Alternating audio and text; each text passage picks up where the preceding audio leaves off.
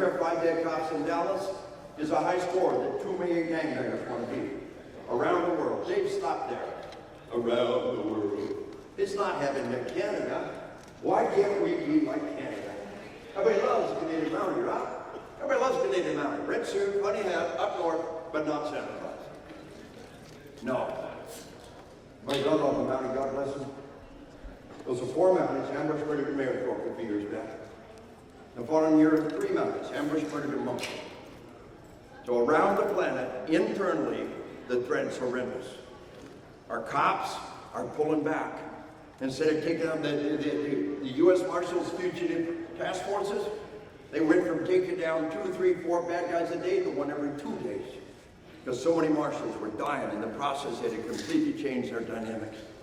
And now we've got the Ferguson effect, and cops are throttling back. Why should I risk everything I have taking down some dirtbag who'll probably be killed by another dirtbag later anyway? And that's hard for cops to have to make those kind of decisions. Well, let's change gears now and talk about the external threat. What is the next 9/11 going to look like? Well, folks, cops are pretty good at predicting future behavior based on past behavior. A serial killer has an MO. A buying fortune killed the last 3 victims. What do you want to bet? He'll do the same. If we can predict future behavior based on past behavior, what the terrorists are most likely to do is to come kill our children. Folks, I had the honor of writing a book called Innocent Targets When Terrorism Comes to School. The author of this book is Chief Michael Dorn. Mike Dorn is a definitive international expert on school safety. He's outlined terrorist attacks in schools around the planet. Since the book came out, there have been thousands, no exaggeration, I will show you, thousands and thousands of additional attacks on schools around the planet. Our story begins in Israel with a bus massacre. One of the very first things it did, get on a bus and kill the kids. From that day on, every school bus in Israel had armed drivers and armed grandparents on board. There's parts of Israel with armored buses. But folks, here's what happened 3 months ago in Italy. An immigrant bus driver with a can of gas and a knife hijacked an Italian bus with 51 children on board, soaked it with gas and torched it off. How many saw that news? Yeah. Why wasn't that headline news? When did we all hear about that one? One little blip on Fox, nobody else even mentioned it. Oh, you can't kill a terrorist act with a can of gas. Hey, our problem is guns. And so they simply censor it. But folks, the Italians were brilliant. Bus loaded 51 kids. The bus was soaked with gas. One of the kids, on his cell phone, told the cops, he soaked the bus with gas, he says, we're all going to die. They had a roadblock and fire trucks everywhere. And they hammered this with fire trucks from every side. Well, cops broke every window, yanked kids out of the window. Not a single kid died. Now, the terrorist failure, he didn't soak the kids with gas. He thought they'd be trapped, he thought they'd die, he was wrong. The next one will fix that problem. But folks, all you need is a can of gas. And this is a lesson that every cop in America should be looking at and thinking about, and it didn't even get in the freaking news. And so folks, this is just enraging. But again, when we go back to the book, around the planet, we see massacres in schools as the norm. Folks, there's a UN report, Boko Haram. You all heard of Boko Haram? Boko means book, any book other than the Quran in general. And Haram means forbidden, evil. It's a religious word. The most common translation of Boko Haram, Western schooling, is evil. And in one little part, or one little nation, they murdered over 2,000 teachers. And we all saw that in the news. One little part, or one little nation. Boko Haram is nailing people to crossbows in Africa. They destroyed, since 2014 alone, they destroyed 1,500 schools. You heard of the Nigerian schoolgirls? Where'd they come from? Schools. They hit a school, they murder every child, they murder every adult except the girls. They declare the girls brides, they can have all the brides they want, they rape the girls, and they go to the next school, and they do it again and again and again. One little part of one little nation. Here's another UN report in Afghanistan. Folks, in 2009 alone, 613 attacks on schools, at least. These are the ones we know about. 600 attacks on schools in Afghanistan in 1 year. their own kids in their own school in their own nation. You think they won't do it to us? Folks, let's go back to that bus massacre. There's 500,000 school buses in America. Wipe out all the kids on one bus. The next day, not a parent in the nation will put the kids on the bus. How do you get armed security on 500,000 school buses tomorrow morning? Well, I trained the Oklahoma Sheriff's Association a while back. They told me they got a plan. I mean, they got a plan that they fully intend to execute. They tell me they can put a grandpa with a deer rifle on every school bus in Oklahoma tomorrow morning. What's your plan? Folks, you never win by taking away rights. That's the Israeli model. There aren't enough cops on the planet to put one on every bus. Either you transform your way of life and the enemy wins, or you empower your citizens. There is no other answer. Let them destroy our way of life, shut down 500,000 buses, or empower the grandfathers and grandmas and aunts and uncles and parents to be on those buses. Well, I was trained in upstate Michigan. I told about Oklahoma getting a grandpa with a deer rifle on every school bus. They said, hell, that's nothing. In upstate Michigan, we'll put a granny with a deer rifle on every school bus. What's your plan? You never win by taking away rights. You win by giving them more rights. Give them the right to protect themselves.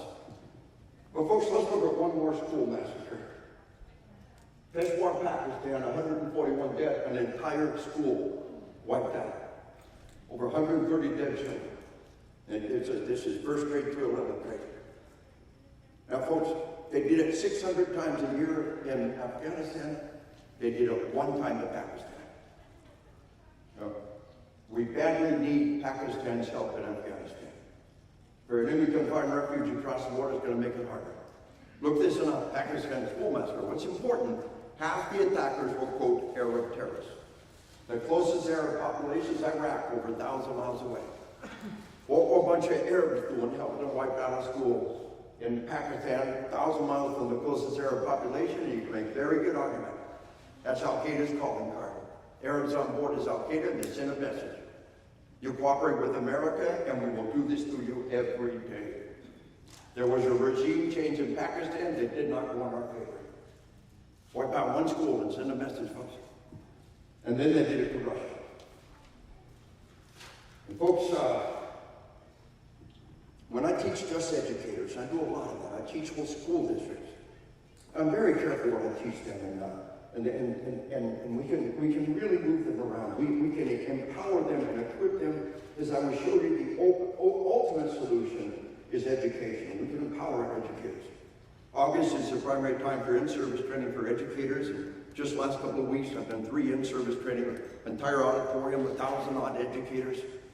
And thunderous ovation, 2 out of 3 times a standing ovation.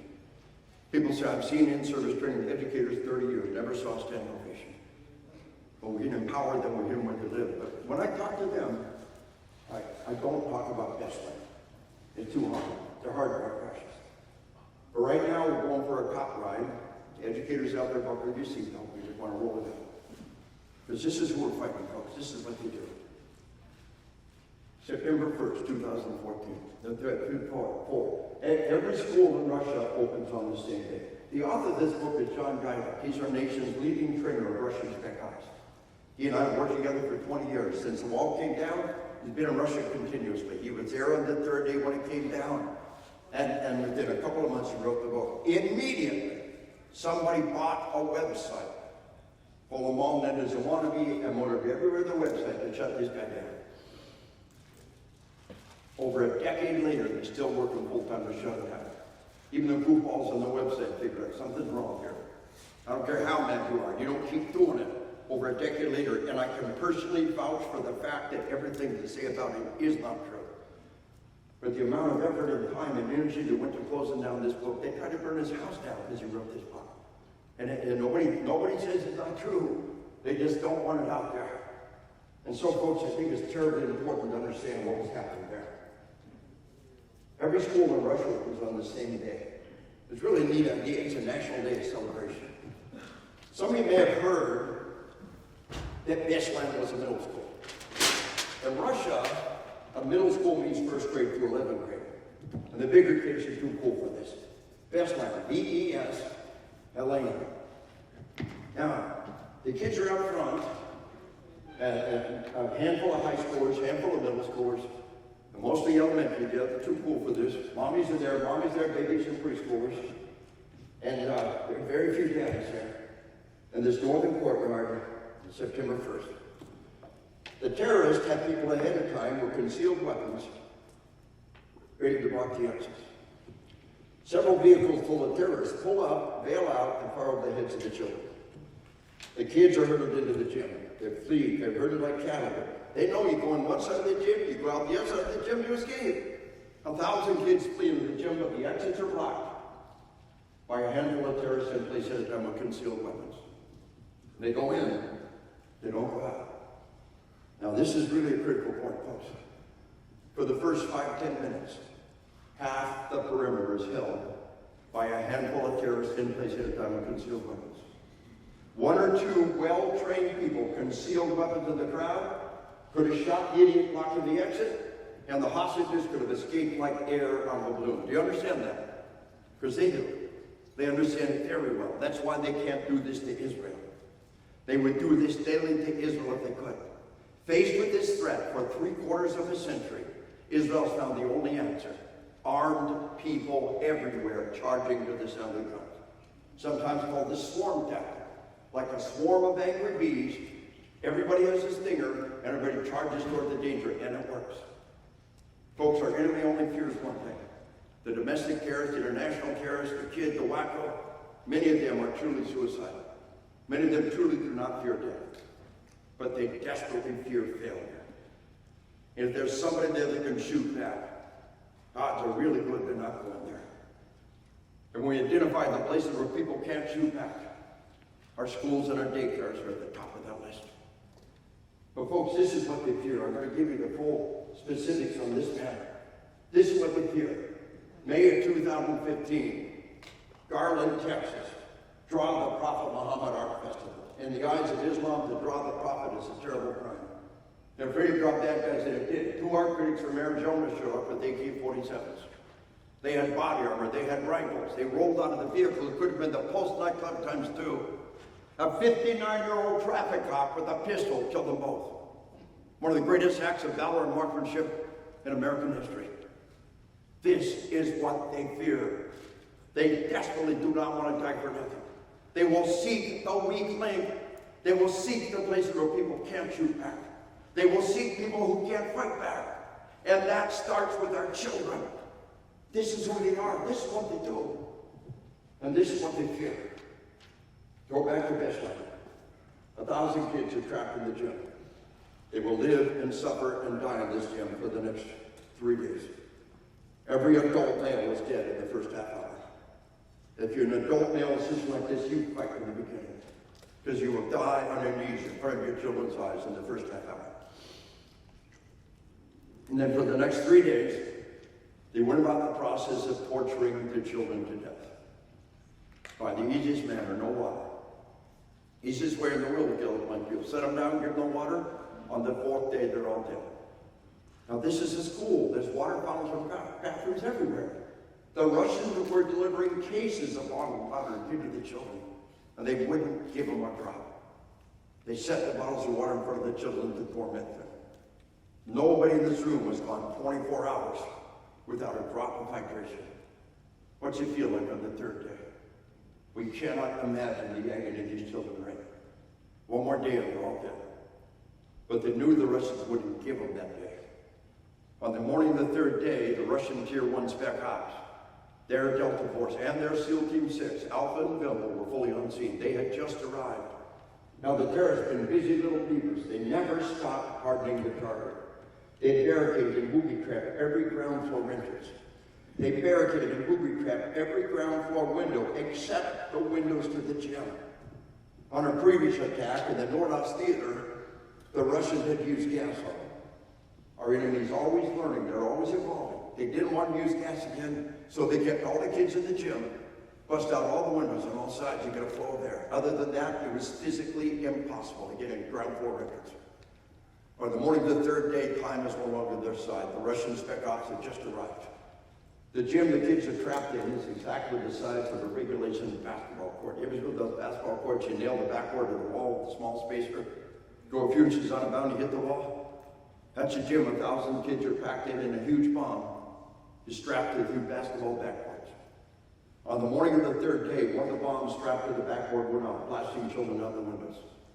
6 seconds later, the bomb on the other backboard went out, blasting more kids out the windows.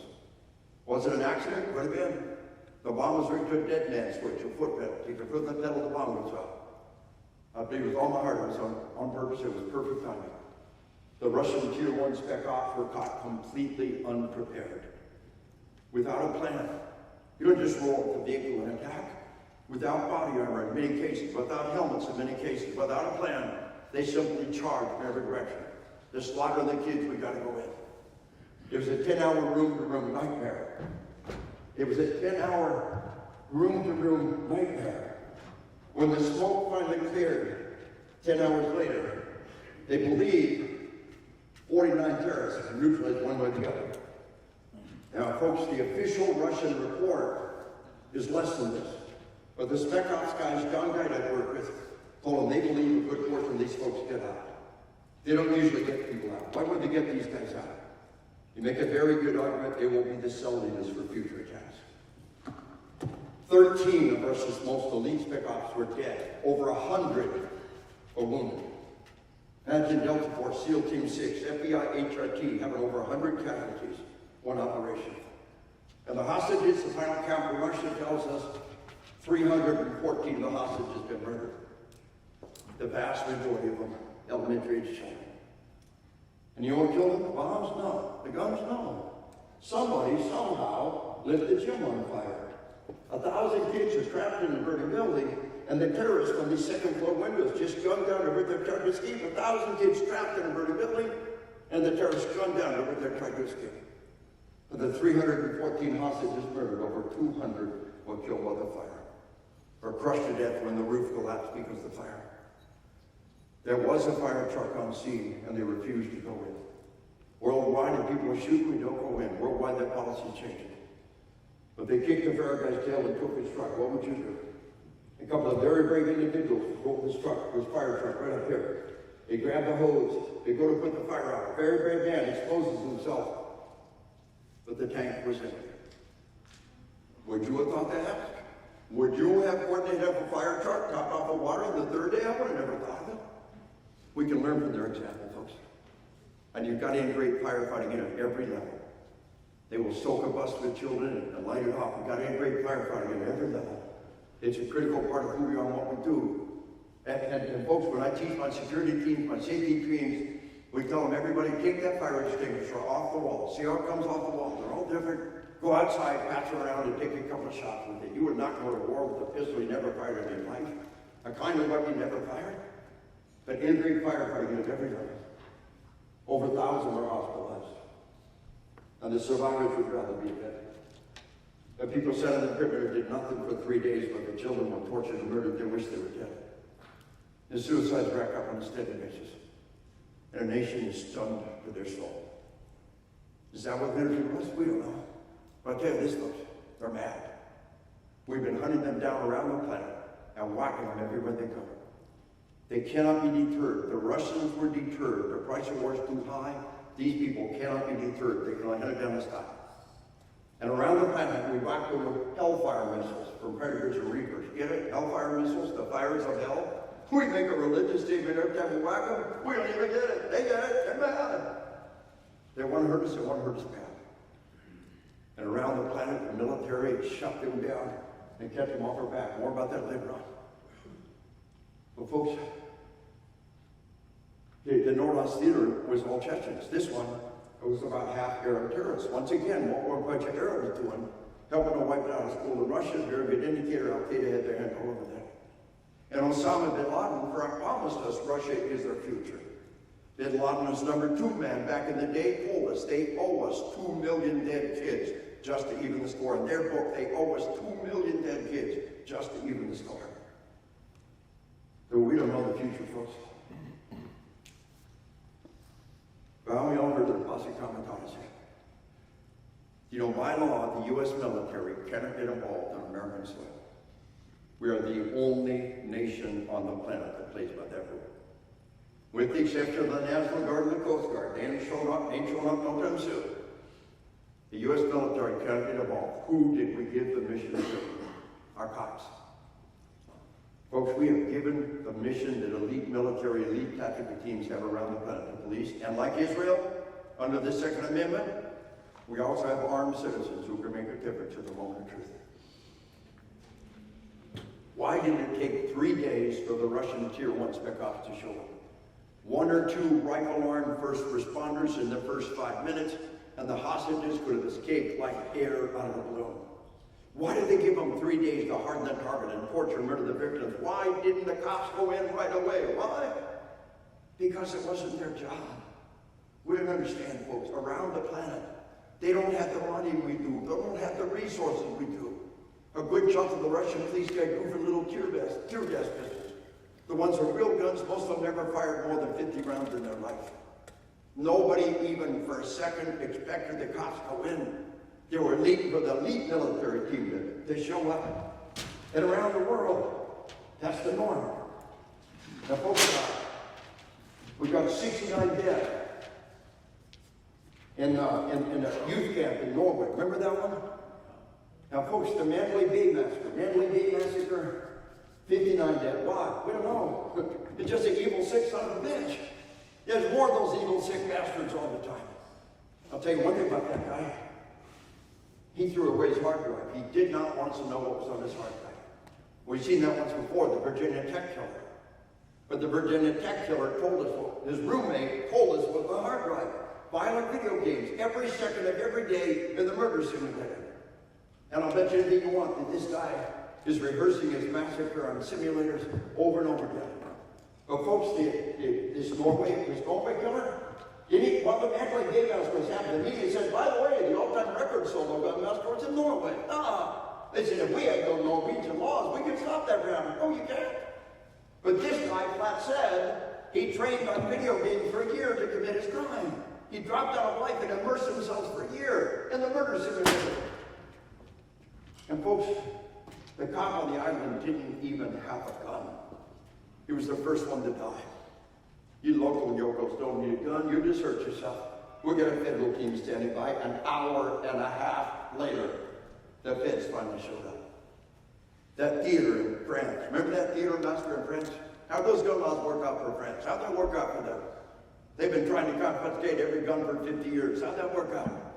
The director of Interpol, when all those France massacres were happening, the director of Interpol said, you have to ask yourself if this crime would have happened in Dallas. But folks, 6 months after the theater massacre, the full story came out. They told the local cops, don't go in, you'll be slaughtered. Don't have the training, don't have the weapons. An hour later, the federal team shows up and goes in. And they owned that theater for an hour. And they tortured and murdered and mutilated every person in that theater for an hour, waiting for that federal team to show up. England. What in the hell is unarmed cops supposed to do for you in England? You cannot call 100 people police. But Westminster Palace was attacked by a man with a knife taped to both fists, charging 2 unarmed cops at the front door of Westminster Palace last year. One of them stabbed to death, the other one ran away. What's he supposed to do? Grab out the little bitty club, it's called a truncheon. What's he supposed to do? 2 supervisors in a car locked the door and hid. And half an hour later, the armed response team finally got there. Around the planet when this happens, there's elite federal teams and elite military teams that show up 3 days later, hour and a half later, 30 minutes later, when it's all over. But 2 nations play the game by different rules. One is Israel, with armed people everywhere. The other is America. Posse Comitatus and the Second Amendment. This is what the Second Amendment was all about. To protect our loved ones, to protect our way of life. And so, folks, I bring you a message from a young Green Beret. A month after 9/11, headed off to Afghanistan. And folks, I'll tell you what I think the next 9/11 is going to look like. If we predict future behavior based on past behavior, what they're thousands of times more likely to do than anything else is to hit elementary schools and daycares and maybe some buses on some dark day. Don't for a second think they wouldn't hit daycares. Boko Haram has wiped out daycares across northern Africa. Israel's had daycares hit on several occasions. Daycares are rare in Islamic culture. Where they appear, they attack them. And Kabul, Afghanistan, a while back, a daycare was hit. Don't for a second think they wouldn't hit the daycares. And be ready everywhere, but why wouldn't they go to the high school? Those are big, tough kids who can fight back. Where would they go to high school full of big, tough football players, been taught run, hide, fight, when the elementary schools are wide open? And if they hit daycares, elementary schools tomorrow morning, and if they succeed, God forbid, the next day, not a parent in the nation will send the kid to school. Not a parent in the nation will send the kid to daycare. 9/11, they hijacked 4 planes. We shut every airport in North America for weeks. Millions are dropped out of the workforce. Schools shut, daycares shut. Our economy will be crippled. Millions have dropped out of the workforce. Every child, every family, every community in our nation will be rocked to their soul. And remember, hey, they're mad. They were mad when it began, and they're even madder now. And they want to hurt us, and they want to hurt us bad. And the way you hurt people is to kill their children. But if you're there dropping your kids off and you got your gun, you will kick their ass. And you won't just be saving your kids like you will be saving our way of life. There's only one answer to this threat, folks: to empower our citizens with the tools to protect them. We cannot put armed security in every daycare, and every school, and every school bus without empowering and entrusting our citizens. There's no other way. And so, folks, I'll bring you a message from Young Green Gray. It's a month after 9/11. You remember it's like the month after 9/11? The World Trade Center is still smoldering rubble. We're still estimating 4,000 dead. Remember those days? I'm training the first batch of spec ops headed back to Afghanistan. A young Special Forces sergeant, Young Green Gray, came up to me. He said, "Colonel, we're going to Afghanistan. We're going to kick their tail," except that's not exactly what he said. He said, "While we're there, you told those cops you teach, don't let them come kill my kids. Don't you let those bastards come hurt my children while I'm over there." Now, folks, our military believes in what they're doing. Ain't no one been drafted in this war. 4 years into the war, there was nobody enlisted before the war, got stuck with the war. For well over a decade, every single person in this war has raised their right hand to enlist or re-enlist in time of war. The last time we fought a war with 100% wartime volunteers was American Revolution. Started in 1812. We always had people who enlisted before the war, got stuck with the war. The longer was the draft. These kids are magnificent, folks. I've been on blast. My son's a Spec Ops warrior with 9 combat tours, 3 Bronze Stars. My boy came home early from his 3rd combat tour just in time to be there. His first baby was born, our 3rd grandchild. I told him it's good to be there when the baby's born, yeah? It's even better to be there when the baby's conceived. Oh. Little piece of hard-earned Arkansas wisdom for you there, eh? You know what's best of all? You know what's best of all? For that baby to have a safe and free nation to grow up in. That's what God is fighting for. Those kids believe in what they're doing, folks. Ain't nobody made them go to this fight. They shut down the nations. They shut down the camps. They hunted them down across the planet. They kept them off your back with their blood and their lives for over 18 years. And they asked one thing: watch my 6, cover my back.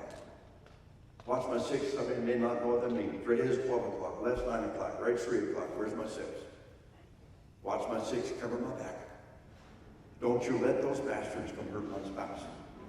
Don't you let them come hurt my parents, and dear God most of all, do not let those sons of bitches come hurt my children.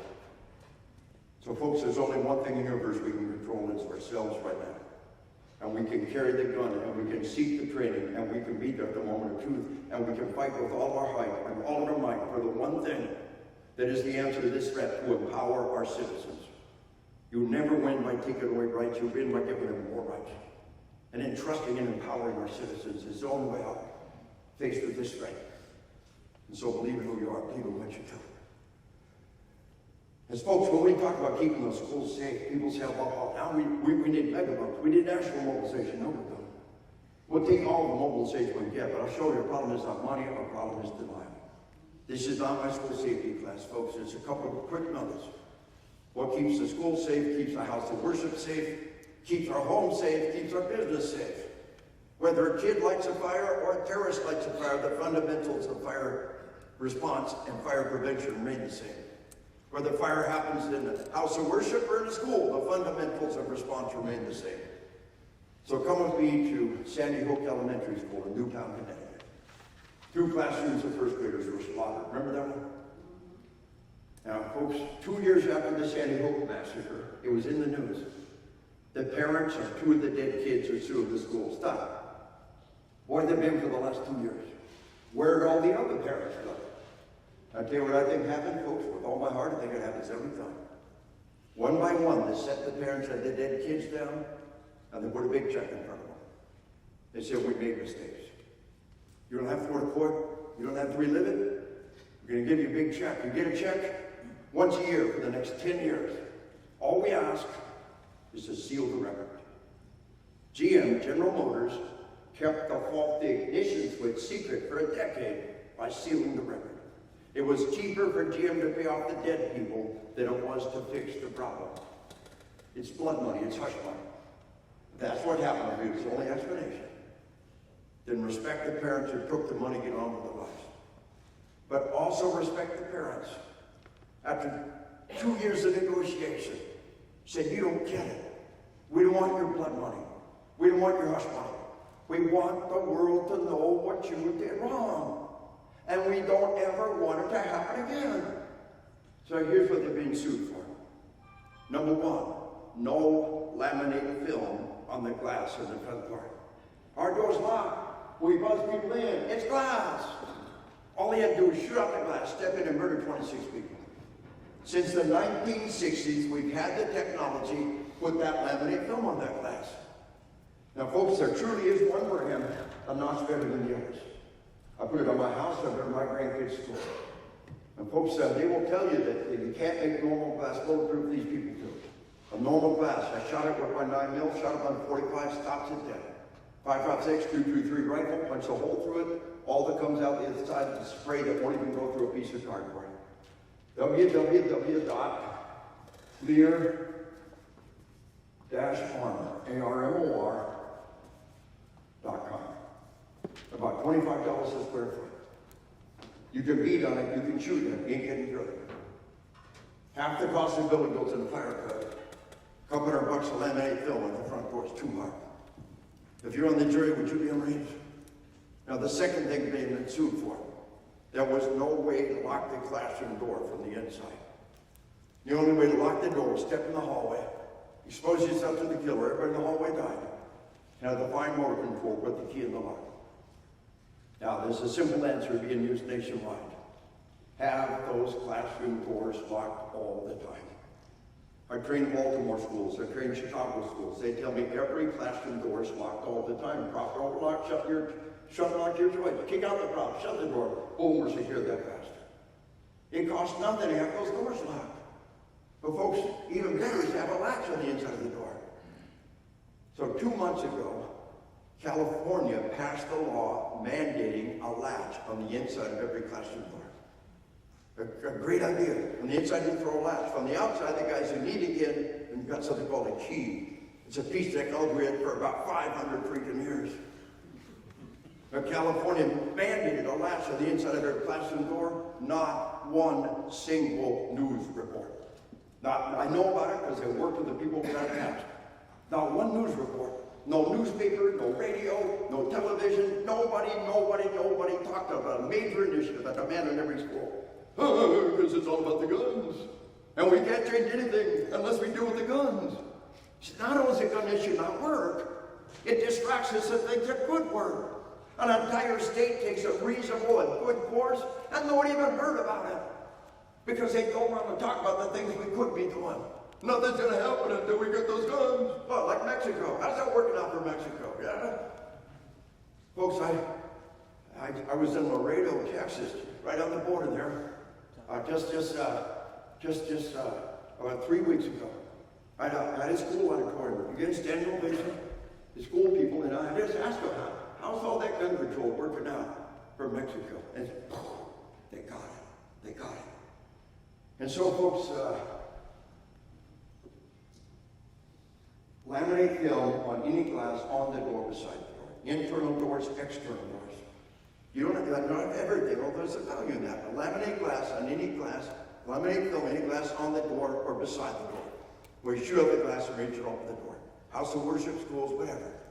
And you've got to be able to secure that place quickly from the inside. A latch is a good way, keep it unlocked, kick out the prop, and boom. But one other thing happened in Sandy Hook Elementary School. And those two classrooms, the only ones that survived, where a handful of kids made a dash for the door. If we don't teach the children what to do, then we're teaching them to do nothing.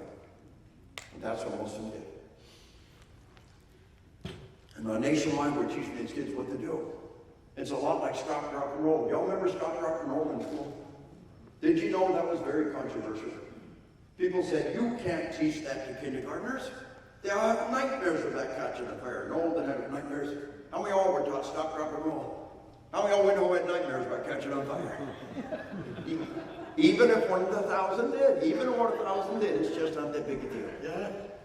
So folks, I'm telling you, we got to teach those kids what to do.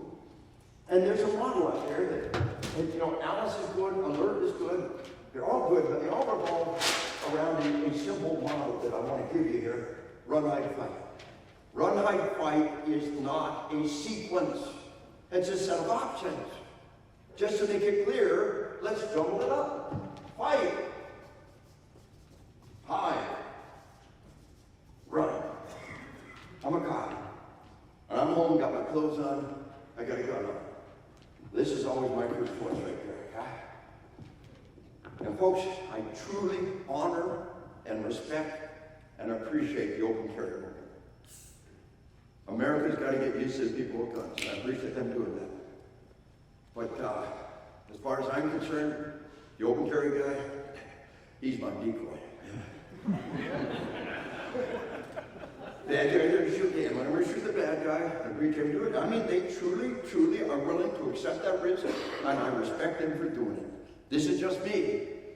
Don't be the decoy. Untuck that shirt. That incredible element of surprise. Never give up the incredible tactical element of surprise. So again, I am not disrespecting those guys. They're truly doing something important. It's just my personal choice to not be the decoy, right? But folks, this is always our first choice. And I want to talk to you later about what happened to that. And when people chose not to go in circumstances. But too many people's only answer is run away. I told my kid, you get out of there, you run away. I don't care what anybody says. Man, run away in the hallway like Sandy Hook and Parkland, run in the hallway, die? Run out the fire exit like Jonesboro, run out the fire exit to die? No, when we tell people, if you're in a safe place, stay there. And provided you can't shoot out the glass and reach and open the door, in a room with the door locked is one of the safest places on the planet. Absolutely fireproof, designed to survive tornadoes and mortar explosions under the supervision of a trained adult. We do not leave that room without a good reason. Provided you can't shoot out the glass, reach and open the door. In a room with the door shut is a very safe place. If it's not shut, get out of there and have a plan. I trained the park police in Grand Canyon a while back.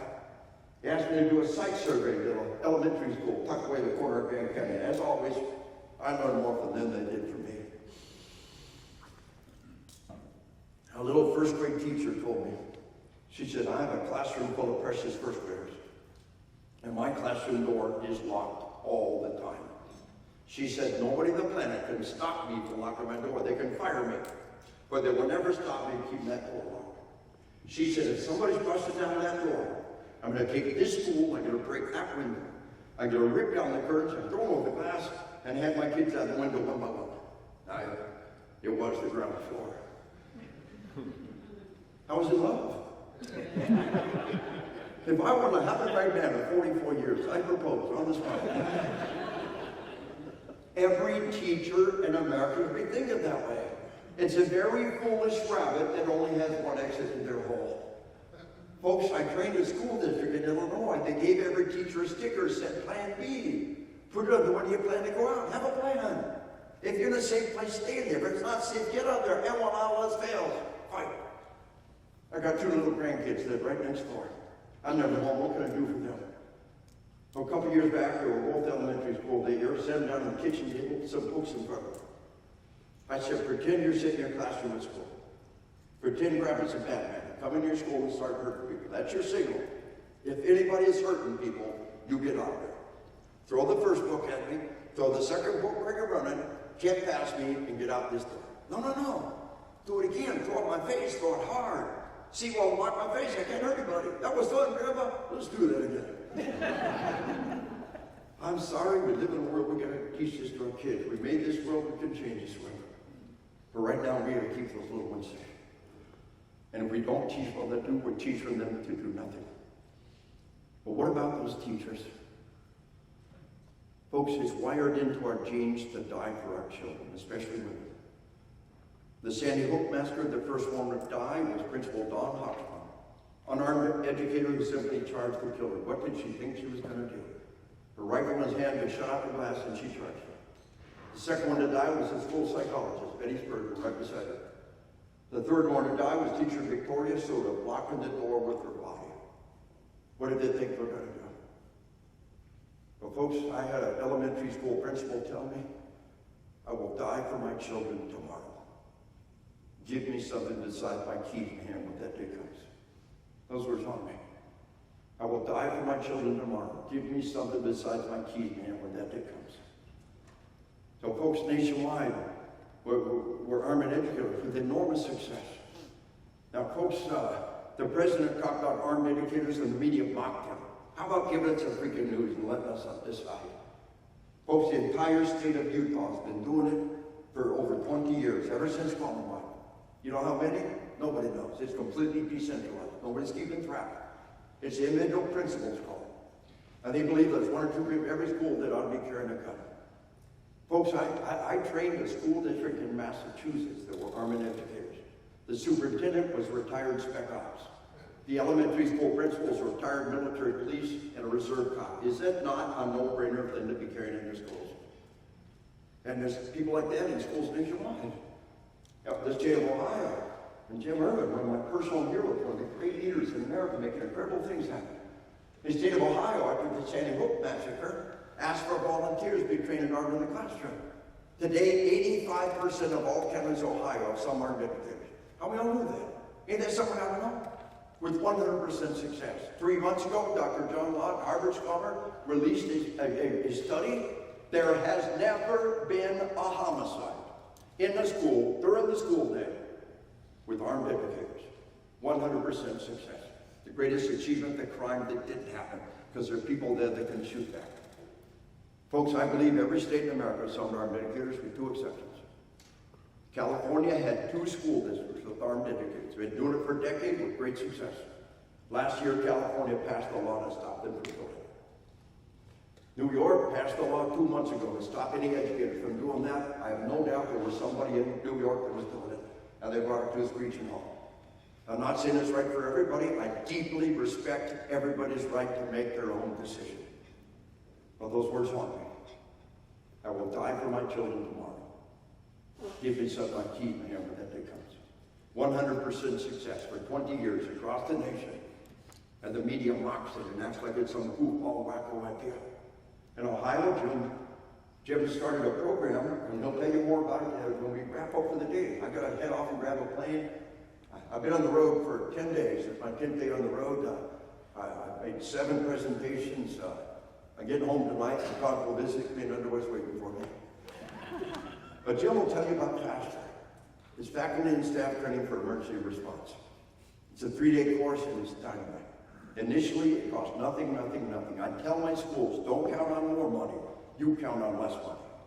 Every time one of these school massacres happens, more people homeschool, they private school. Every time something bad happens, you lose more voters. They will not vote for your school bond. They will not vote for your money. Don't count on more money. Count on less money.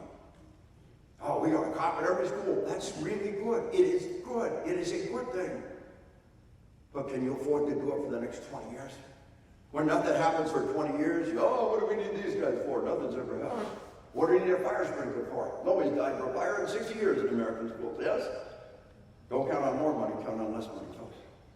And being able to empower our teachers is a powerful tool that we can tap into. Jim had a London Times reporter take his 3-day class. Never had it done in his life. At the end of the 3 days, he said, I never thought I would say this, but I am now a supporter. If this is the kind of training we're giving those teachers, I think it's a no-brainer. I'm a supporter. How many else saw that in the national news? How many else saw that being picked up? The London Times, it takes an American class and goes back endorsing the program. Why wasn't that in the national news? You understand? So I don't know the answer, folks. But as a minimum, give them all pepper spray. Folks, there's a crime happening. The only unusual thing about the ones I tell you about is they got in the news. Killeen, Texas. A pervert goes in the unlocked back door of the elementary school. Anybody want to stagger in the back door of your kid's school? He hides in one of the girls' bathrooms. Hides in a stall. Wait till one little girl in the bathroom comes out and rapes the little girl. Oh, the back door of the elementary school in Killeen, Texas is locked now. Been fired, fined, professionally, financially, psychologically destroyed. Because the back door is unlocked. Any idiot could walk in that door. Well, it recently happened in Kingston, Ontario. I do a lot of work in Canada. Again, this one never got in the news. I'm amazed the one in Killeen got in the news. Now, folks, cops in Kingston, Ontario told me in their elementary school there happened to be a teacher walking past the girl's bathroom and heard the little girl in the bathroom scream. Teacher runs in the bathroom screaming. Here's a guy, got this elementary girl pinned down in the process of gagging and stripping this little girl. The kid's screaming, the teacher's screaming, he stands up, walks out. To this day, they have no idea who it is. And the lucky did punch the stuffings out of that teacher and continue his crime. What's the downside with the pervert? Nobody in the building with women and children. A sign out front says, we promise only you can shoot back. What's the downside? But she had a pepper spray in her purse. It could have been a totally different deal. Folks, all these best practices I'm recommending. Nobody's paying a nickel for saying so. But go to Amazon.com and Sabre Bread, S-A-B-R-E, Sabre Bread. They're American-made, great quality control. Sabre Red Pepper Gel is what's being used nationwide. It's a straight stream, it doesn't cross-contaminate like silly putty without it. Do you understand? And it stains their face, it half blinds them, and it's staggering out the door with this stain in his face, half blind. At least they got something. I trained a whole school district, Alabama, Mississippi, giving a can of pepper spray to every single teacher. My home church has got Sunday school, but they also have a daycare throughout the week. And every one of the daycare workers, Sunday school workers, nursery workers have pepper spray. The insurance company said, great idea. Just be sure you give them a class and document the class. That's all the insurance company has. Good thing, good plan. Today, the waiting list for that daycare is months long. That's the one that parents want to send their kids to. Do you understand?